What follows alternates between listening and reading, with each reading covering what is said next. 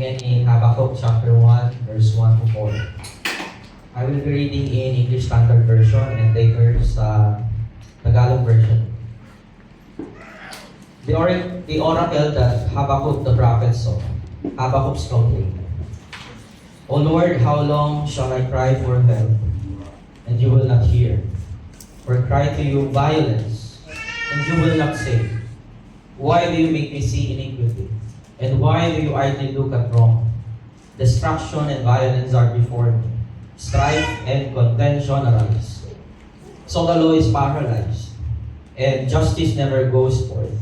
For the wicked surround the righteous, so justice goes forth perverted. In Tagalog naman po, ang aklat na ito ay naglalaman ng pahayag ni Yahweh sa pamamagitan ni Propeta Habakkuk. Inireklamo ni Habakkuk ang kawalang katarungan. O Yahweh, hanggang kailan ako hihingi ng tulong sa inyo? Bago ninyo ako linggihin. Bago ninyo ako iligtas sa karahasan. Bakit puro kaguluhan at kasamaan ang pinapakita mo sa akin? Sa kabi-kabila ay nagaganap ang pagwasak at ang karahasan. Laganap ang karahasan at ang labanan. Ang batas ay walang bisa at walang pakinabang at hindi umiiral ang katarungan.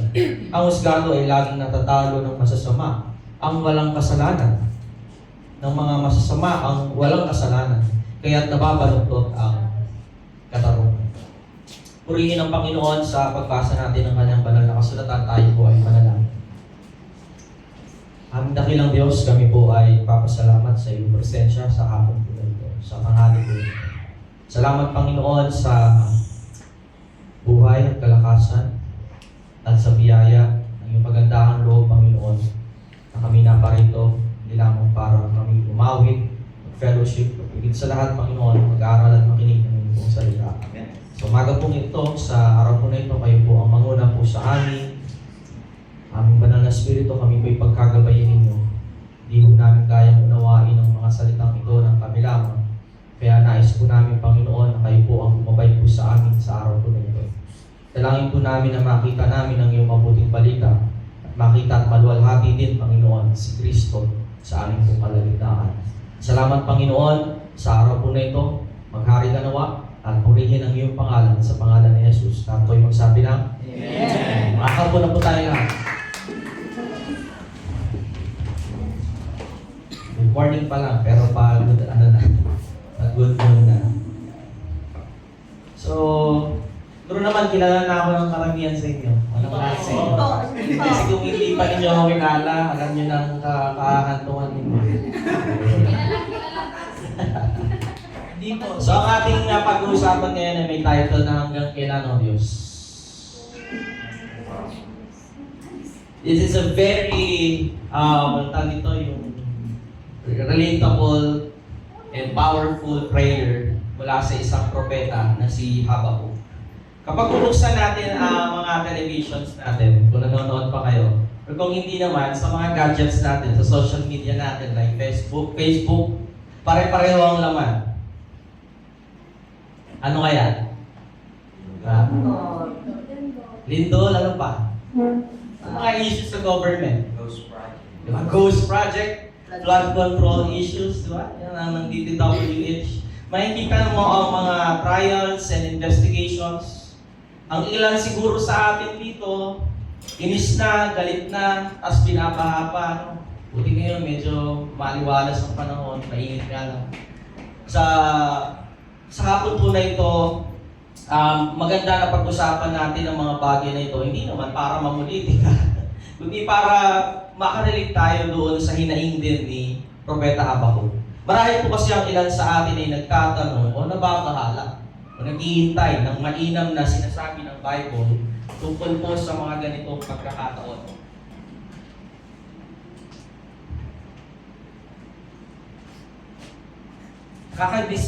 Nakakadismaya naman talaga, narinig ba ako? Nakakadismaya naman talaga kapag malaman mo kung gaano kagarapal ang mga nangyayari sa mundong ito sa pagbabayad natin ng buwis kinibigay palit sa atin ay mga anomalya kung ano pa. Lahat ng ating mga aral, kain, damit, sa mga sasakyan natin, di ba? Kakaltasan, napunta sa mga walang at sakit na politiko.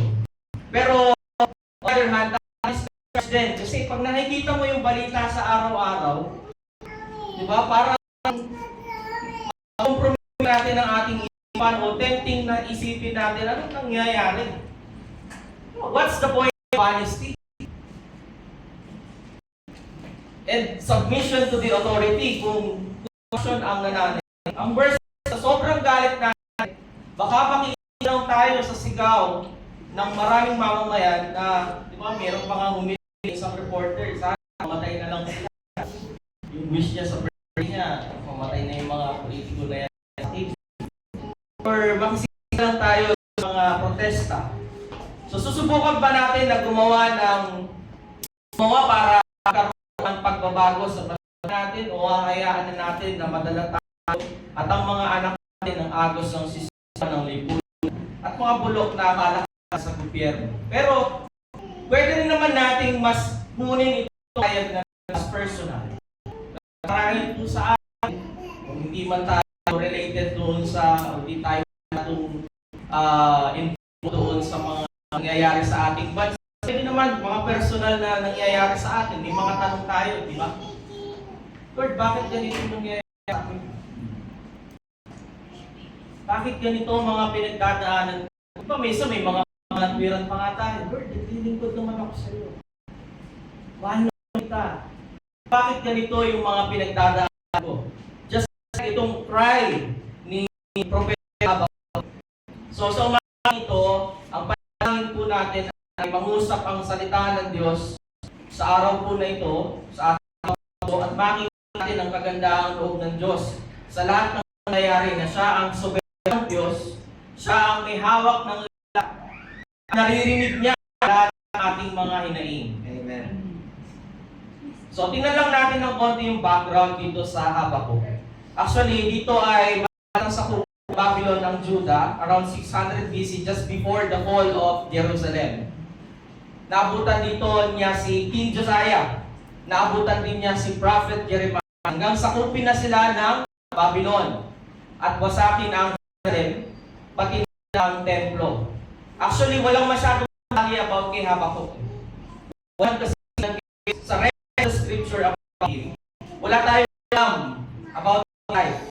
Ang mga nagsasabi tungkol sa mga sinasabi at inaral ng mga scholars. Pero walang clear about his family o kung sino talaga siya. Exactly. Pero except yung details surrounding his life. Contemporary niya, halimbawa si Jeremiah. Kilala niyo naman si Jeremiah, di ba? So, sino di nakakilala kay Jeremiah? Favorite yung verse, diba? Or I know the one. So, lahat tayo halos kilala niya. So, nag-serve siya as prophet during the time of Josiah. Nagkaroon ng brief revival noon. Pero nang palitan na siya ng anak na si Jehoiakim, balik na naman po sila sa dati.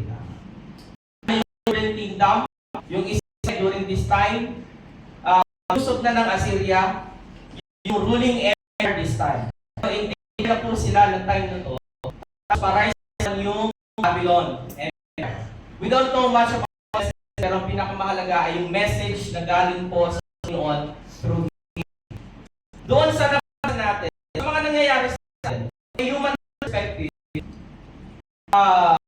marahil isipin natin, yun ay yung nangyayari sa mga Israel ngayon, kasi nasakop sila ng Babylon, di ba? So, from Assyrian Empire, palipat ngayon sila sa Babylon. Siguro sa natin, dahil siguro makapangyarihan ng mga Babylon. From human perspective, kung hindi natin ng ilan, kasi binoto ninyo. Kasalanan nila yan.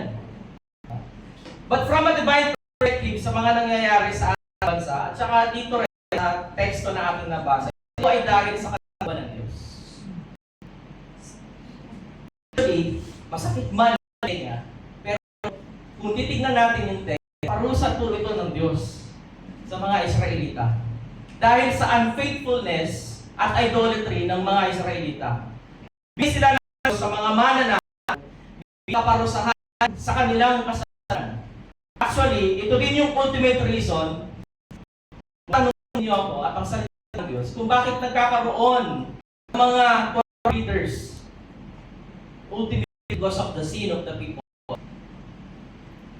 Pasaway, matigas ng ulo, ayaw makinig, sumasumasa kung sino-sino, kung ano-ano, ang pag-identify nila sa kanilang mga sarili.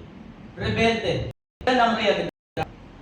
This time, sa anyo ng corrupt and evil empire and kings, binigay sila ng Diyos. Pero sa actual, ng faithfulness ng kanyang salita. Why? Paano na-faithful ng Diyos yung siya ay nasa sakop ng mga bakit siya? Kasi noon, sinabi na ng Diyos sa mga Israelita, ganito ang nangyari sa kanila. Nangyari nga yun, ayon sa kanyang salita. Pero lang ito about God's judgment. God is also at work in bringing about His redemptive purposes for His people. At bahagi ng layunin ng Diyos ay yung ipakilala niya ang sarili niya na siya ay ang nag-iisang at tunay na Diyos na hari. At ipakita rin ang essence ng kasalanan. Kasi ang tao mababaw ang tingin sa kasalanan. Ang ipagpapalagay ng katotohanan tungkol sa Diyos ay isang kasinungalingan. O sa isang kasinungalingan at paglingkuran ang nilikha ng Diyos sa halip ng Diyos na nilikha ng lahat. So in verse 1, medyo yung introduction ng ay kapansin-pansin, the oracle, the prophet Habakkuk. Sa King James Version, burden. Yeah, we're wondering, tayo rin, kanya-kanya tayo burden sa buhay. Sino dito ang burden sa buhay? Tingnan mo yung katapat. Lataran ako. Diba? Burden na nga yan sa buhay. Burden pa yata sa katabi niya. Burden din yung nandun sa harap nila. Dahil yung mabigat ko magpa-assignment, dito mo na. So this is a weighty word from the Lord. Mabigat ang salita Panginoon actually dito through Habakkuk. So dito sa prayer of complaint, ang tawag ko dito ay prayer of complaint ni Habakkuk. Ang primary complaint niya ay yung parang walang ginagawa si Lord. Sasagutin yung prayers niya. Anong hugot? Sometimes may ganyan mga hugot. Parang tayo po. Alayo mo. Saan ka? Saan ka sa gitna ng mga gulo, sa mga nangyayari? Parang nagsasaga ng prayers sa Panginoon, and then yung reply ng Lord Sinzo, nagpa-pop up lang o kaya naman parang long prayer na pagdating sa mga iPhone users, no? Parang ganun yung nangyayari. Parang walang reply. So dito, verse 2 to 4, meron siyang mga questions. Tatlo yan. How long? Gaano katagal? At saka bakit? Why? Then sa verse 4, actually dalawang pala, sorry. Implied yung question, merong similar expression sa Psalm 13:1 to how long again. Times yung why, how long? Okay, why Lord? Ganyan yung tanong niya. Pag nagtanong tayo sa Lord, in our prayers, we expect answers. Tama? Yes. Pero meron tayong mga dadaanan. Expect answers, and also, it is not just about answers. We need to believe Him. Tama? Kasi kahit anong kakaya, gaano katagal, tapos 1 year, 2 years, ganun yung pain na nararamdaman mo pag alam mo yung answers. So it's not just about satisfying our curiosity.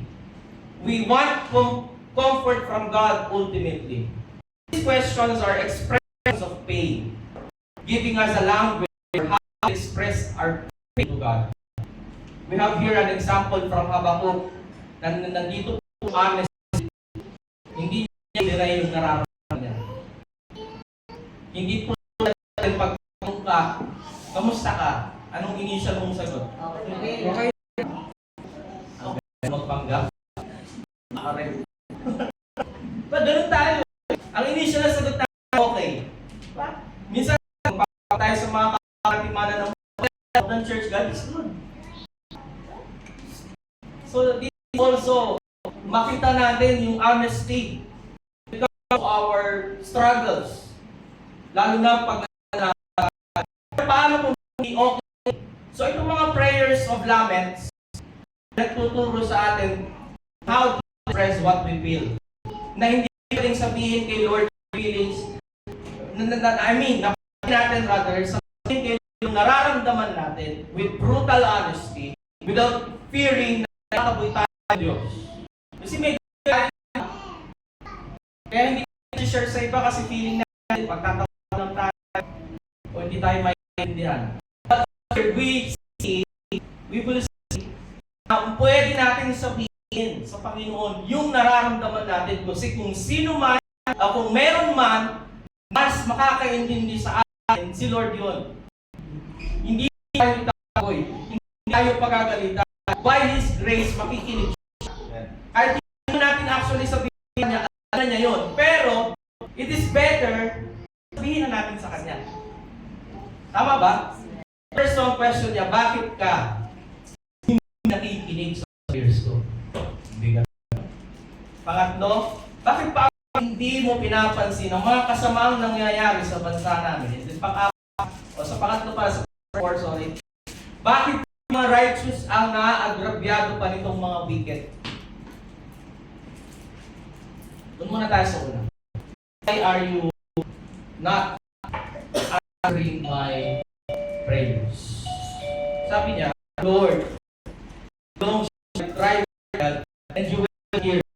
Or cry you violence and you will save. So this is a prayer to God. Kasi kapag may mga daing tayo, yung nasusumbong agad kay Tuko. Yung iba, nanonood ng mo. Papansin niya. Iba yung mga daing eh. Social media agad. Yun ang lagi nating expression eh. Pagka lumindog, yun ang initin natin eh. Unang natin kinakausap, yung social media natin. Ibang tao. Pero itong complaint ni Habakkuk sa mga struggles sa kanya pag-nangyari sa ng bansa, sa Diyos niya dinirekta. At papansin po niyo paano niya tinawag ang Diyos. Caps po yan, Lord. Sa Tagalog po, ito po ay covenant name ni Lord sa Israel. Kahit na nandun yung bigat sa puso ni Habakkuk, Lord ang kinakausap niya sa prayer. And He addressing not just the sovereign God, but the God who is in covenant relationship with Judah. Alam niya kung sino kinakausap niya. Kilala kung sino kinakausap niya. Prayer niya, prayer marahil ito ang mga taga-Huda. Parang yung impatience niya. Ang mahal sumagot ni Lord. But this is also a prayer of faith. Kasi sa Diyos siya humihingi ng tulong.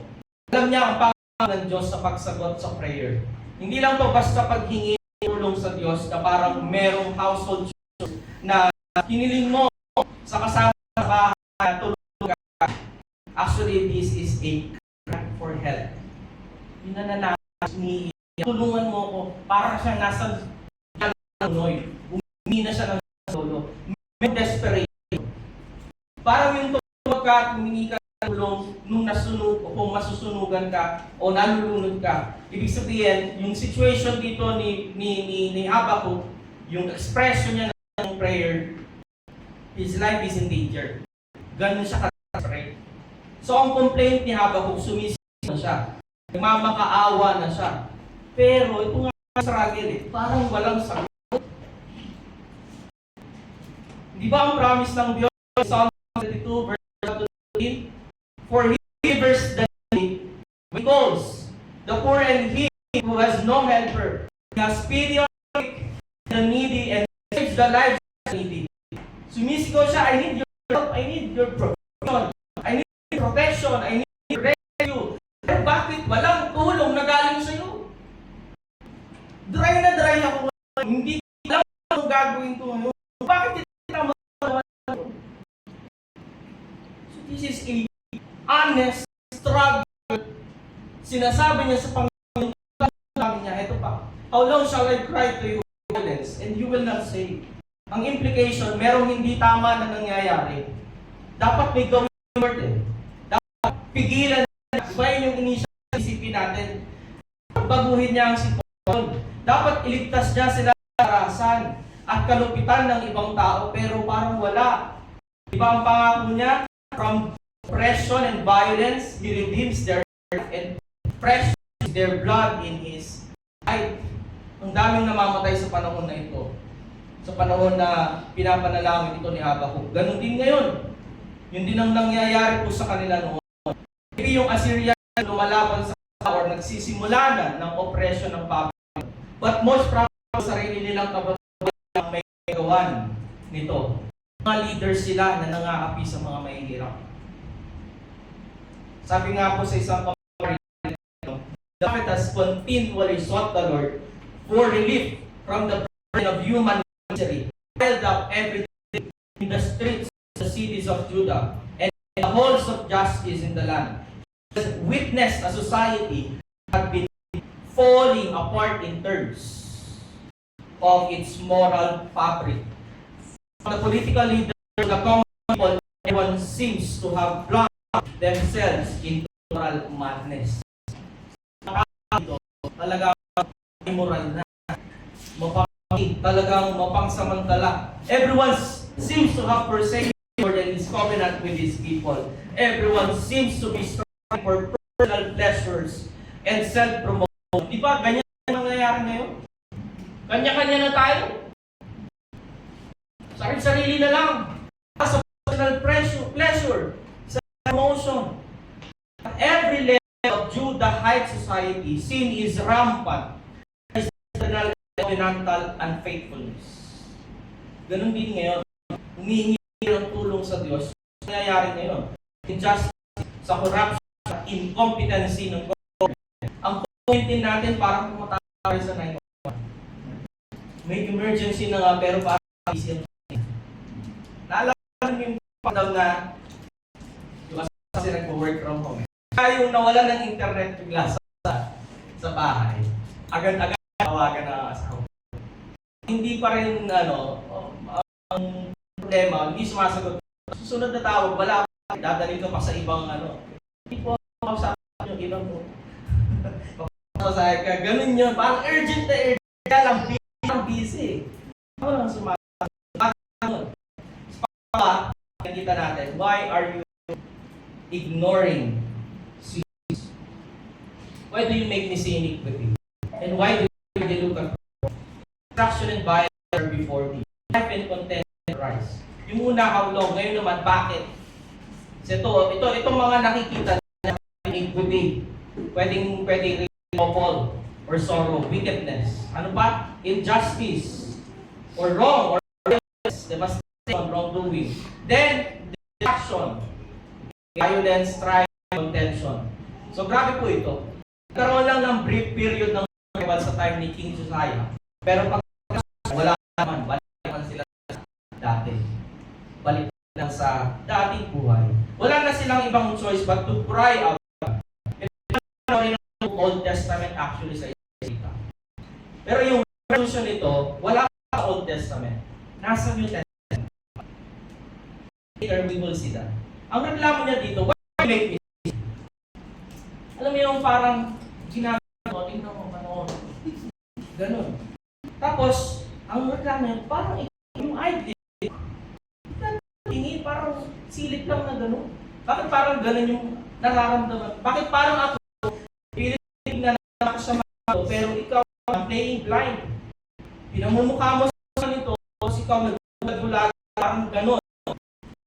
Ganun yung press niya. Ang negative niya, di ba? Parang ang bigay talaga yung nararamdaman niya. Sometimes, sa mga community natin, di ba, ganyan din. Akala natin we are more superior than God. Natin be far from God. Yes, alam natin God cares about all. Based on our observations, parang gano'n. So, ito, hindi lang nagtatanong na gusto ng sagot or explanation from God. More than that, He is expressing anguish and pain na nararamdaman niya. Lord, masakit ito. In all honesty, in His ears, He's saying, Lord, masakit to. Bakit hindi ka sumasagot sa prayers? Parang wala kang ginagawa sa kaguluhang nangyayari sa Huda. Para siyang nakikipag-wrestle sa Diyos sa kanyang prayer. And thirdly, why are you letting the righteous suffer injustice in the hands of the wicked? So the law is in our lives, and justice never goes forth.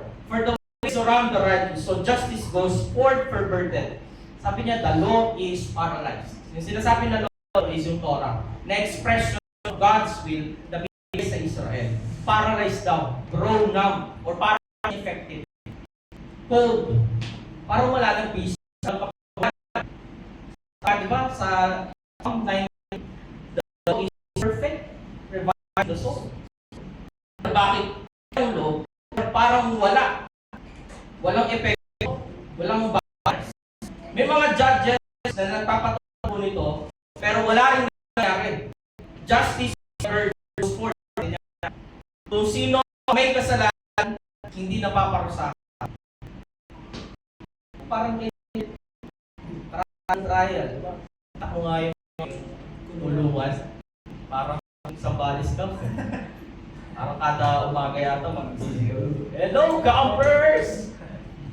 Ganda pa di ba? Parang gano'n, meron din ganun yung mga may kasalanan ng napaparusahan. Tapos, yung inosente, sila pa yung napapahamak. Diba ganyan? Sa kapitbahay mo, paano sila papahala pa? Doon isa napapakompare talaga eh. Si Abraham, ganun din ang sa God. Will the judge of the earth do right? Sa panahon din natin ngayon, sa mga nangyayari, parang nagpapatunay na the Lord is not exercising being judge of the whole earth. Pag nakikita natin, but yung mag-alala, marami pa tayo usapan. parang ang dating kasi ngayon, sa isang itong mga parang natin, negative. Kasi Habakkuk sa niya, wicked out the righteous, justice was forth perverted. Sabi niya, for meron basis, for says previous observation, yung wicked, Assyrian, yung mga taga-Huda, na unfaithful sa covenant. Yung mga righteous naman, although wala naman talagang righteous, pero itong mga taga-Huda, na relatively, faithful pa rin sa covenant, like si Habakkuk. Sinabi niya, nung surrounded sila, hindi outnumbered sila. Pero limitahan sila, mas nagiging evident yung ng wicked sa righteous. Andun yung frustration niya, wala nang nagagawa to the situation. We feel frustrated today, na parang babae sa society na dito yung justice perverted, napapalupot, yung walang kasalanan sila ang nagkurusa, yung mga may kasalanan malaya. So, kailangan Lord nyo natutolerate. So, here we go. Doon sa magandang balita. We know God is not silently ignoring your prayers, my prayers, our prayers. Kasi bakit tayo wala naman confidence na nakikinig siya, bago siya. Alam natin, may nakikinig. Alam din natin na God is not indifferent to evil and suffering. Kaya lang, may mga talaga na may puno. God not let injustice prevail.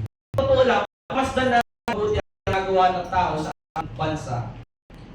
I will generally respect both politicians and both citizens of this nation. Injustices ito, rebellion sa mga tao. Idolater sa mga tao. Palayo talaga tayo ng palayo sa kalooban ng Diyos.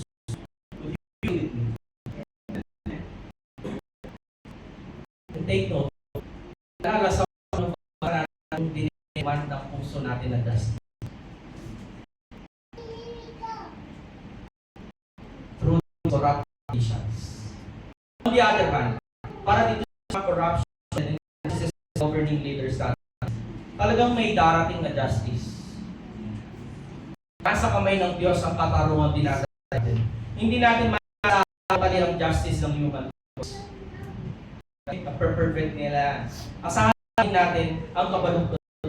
At itong mga corrupt leaders natin kung gano'n din tayo kabaluktot. in a general perspective as nation, and justice will come. And ultimately, be served in His final judgment. And on that day, wala pong makapagsabi na malinis ang kanyang kamay para sa Diyos. Because of our heart, we will stand guilty to His court, and that truly, He will serve justice. You demand justice? Surely, He will give it on His final judgment. Hindi para sa corrupt politicians, but for all of us. And I know, it doesn't sound comforting, Pastor. But let me point us to our nation and what our hearts needed. Talagang kailangan natin ng mga pinakailangan ng mga buhay. The problem that our nation is facing is not ultimately corruption. It is sin. Our sin is the problem. We are the problem. Incompetent and leaders and everything else, both are the problem because according to the scriptures, all are sins.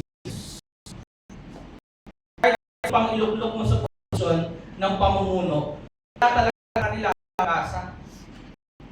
Kahit pa sabihin mong Christian naman yan, actually, it's pointing to na may mga Christian na nandun sa Congress, senators at kung sa ano pa mga position nila na may involvement sa corruption, di ba nakaka-disappoint lalo. Kaya nga, may kasalanan, corrupted tayo, yun ang point. Kaya hindi ang solution natin is, in response to these injustices, ay sumigaw ng justice. He is saying it already, and it will ultimately be served through Christ's return. Ang kailangan po natin ngayon ay grace. Ultimately, we all need Christ. Sa panahon ni Habakkuk, hindi man leaders na nakalay ang resolutions kundi sa Diyos. That is why ina-address niya sa Diyos yung kanilang problema. Ang lahat ng pangyayari pong it points us that we all need a Savior. We need Christ for our nation. We need Christ for your heart. Kailangan mo si Kristo. Are you struggling? Kailangan mo si Kristo. Do you think na itong mga nangyayari sa iyo ay injustices? You need no justice but grace. Maawa ka. Lord, kahabagan mo ako. Kailangan kita. The lament of Habakkuk actually points toward the lament of Jesus. Lalo na to us. Sinabi, my God, why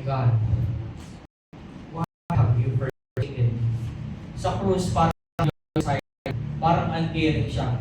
Doon sa nangyayari kay Jesus at hinayaan may experience ni Jesus ang ganong klaseng pain, anguish, sorrow, and loneliness na parang siyang ginagawa sa injustice, destruction, violence, and mockery na reklamo ni Habakkuk na naranasan din lahat ni Jesus.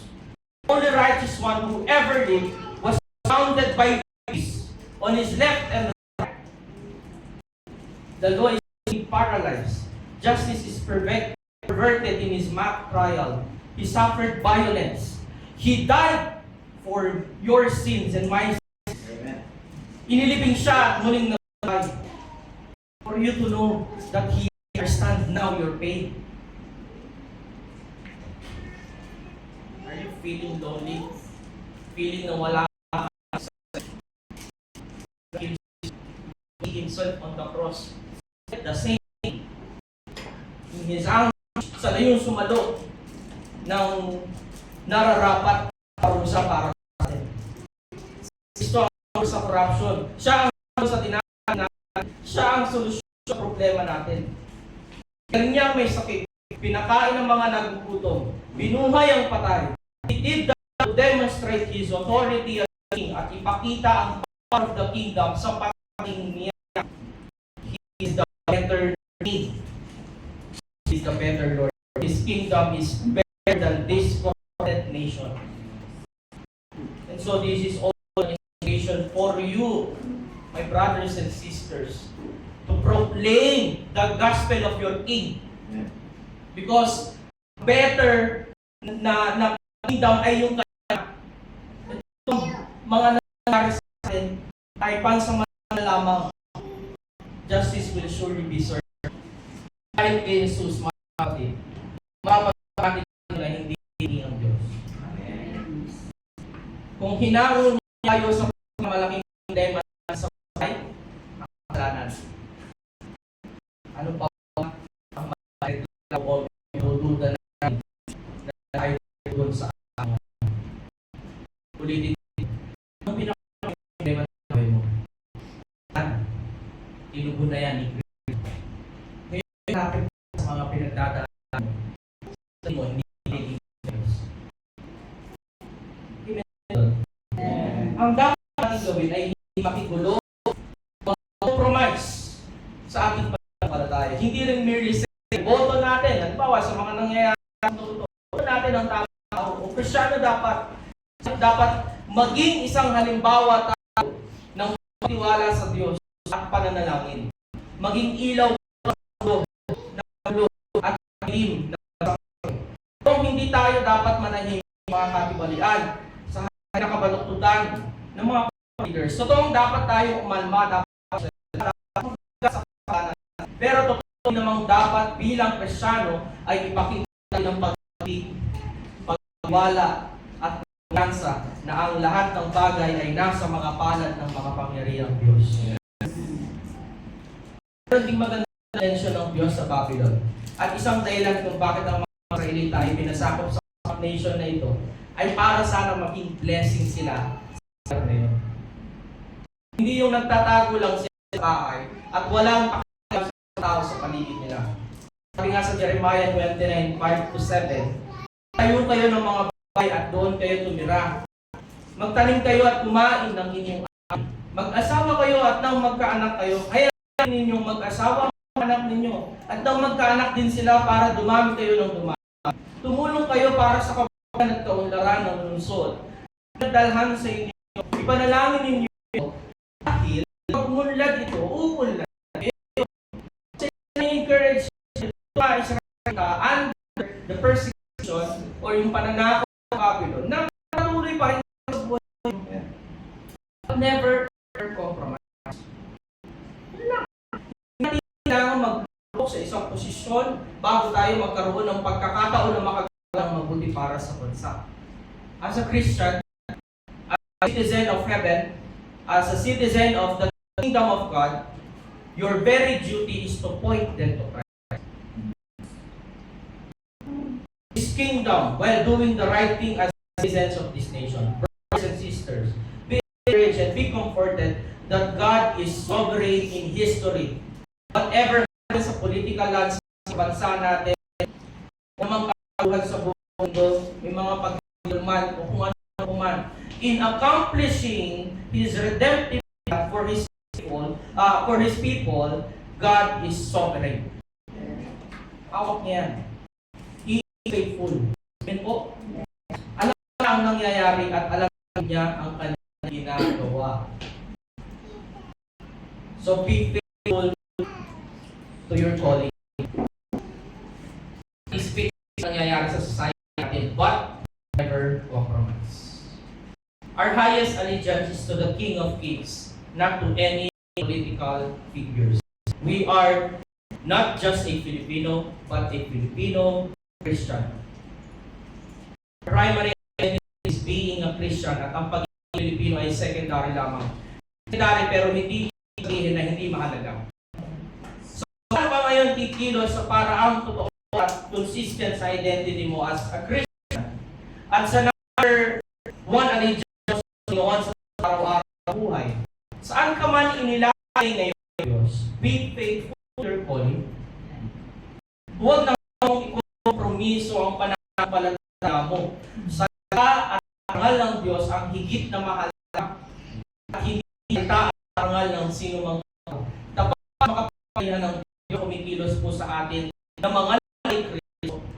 Ano naman ang nagtulong sa atin na manatiling tapat sa Diyos at magtitiwala sa Diyos at huwag magkompromiso kahit man ang sitwasyon o kalagayan natin. On our personal application, know that God responds to the cry of His people. Mga kapatid, mga kapatid at pinapakita, nakikinig Diyos sa lahat ng ating hiling. So, whenever na mayroong kabigat, just say, Lord, honest. With all honesty, nakikinig siya, nadaan niya, at tumutugon siya. Deadma sa mga hindi na. And second, God is sovereign over the in you, God is redeemed for us. Sabi ni John sa 60, my for you, God may do. So, pray with expectant faith. Pray with expectation that God will answer. Whether there will be a no, yes, or wait to answer. Dahil kahit natin ng lahat na may Diyos na nakikinig at may Diyos na tutugon sa atin. Meditate, look at God and listen to what He is saying. Not the government is doing, not what the social media is saying. There is a time for that for sure. This passage calls us to spend your time and pay more careful attention to what God is doing around the world and think about how to respond. And really worship. We can understand everything and it's okay. We can stand in awe and wonder His infinite and infinite power and sovereignty to accomplish everything He purposed. Hindi mo naiintindihan yun, and I know it's hard, pero hindi dahil pangit ang paningin natin ngayon, wala nangyayari ng kahulugan, wala nagawa Diyos. May nagawa Diyos. It's okay na hindi mo naiintindihan yun ng lahat, pero naiintindihan mo na may nagawa ang Diyos. So trust Him, trust Him. Pagtiwala lang tayo sa ginagawa niya. Kung sa lahat natin sa kasalanan ay sinagip niya tayo sa sitwasyon na may tayo makatitiyak ng ginagawa nito ng kanyang kaloob, umahayag ang kanyang ilang kalwalhatian. Romans 20, and we know for those who love God, all things work together for those who are called according to His purpose. Praise Panginoon.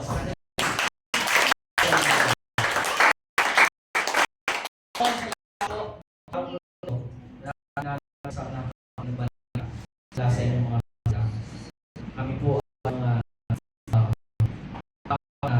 maraming mga bigat, marami din kami naiintindihan sa mga nangyayari sa buhay. Lord, you are guiding us today. Our prayers, maging honest kami sa mga nararamdaman na nais namin sa iyo. By your grace, making mo ang mga tanging pinaing na ito dahil kay Jesus. At Panginoon, dahil ang Diyos na nakakakita, nakikinig sa amin. Ikaw din ang Diyos na amin mong pinagtitilanan na tutugon sa amin. Salamat sa pagkakataon na tingin namin nakikita namin na rin tinitingnan namin ang bagay na nangyayari sa buhay na nagsasalakit ang ayon sa iyong ilang plano, Panginoon. Upang makita namin gaano ba kadaya at ibalik namin lahat ng kapurihan na narapat para sa amin. Pero Pastor, panahon din natin maintindihan peace. Sa mga panahon sa struggle kami, sa mga nangyayari namin o sa mga pamilya namin, pamilya namin, at sa ano pang mga situation, Lord. Pastor, na magpala lamang sa iyo.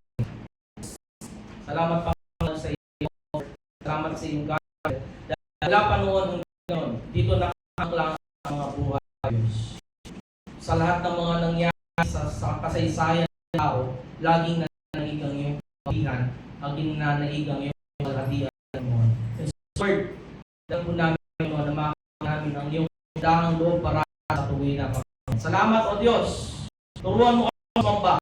Turuan mo kami magtiwala sa pagkakataon na mahirap magpasalamat, mahirap sumamba, mahirap magtiwala pa sa mga personal na pinagdaanan natin, even sa mga nangyayari sa paligid.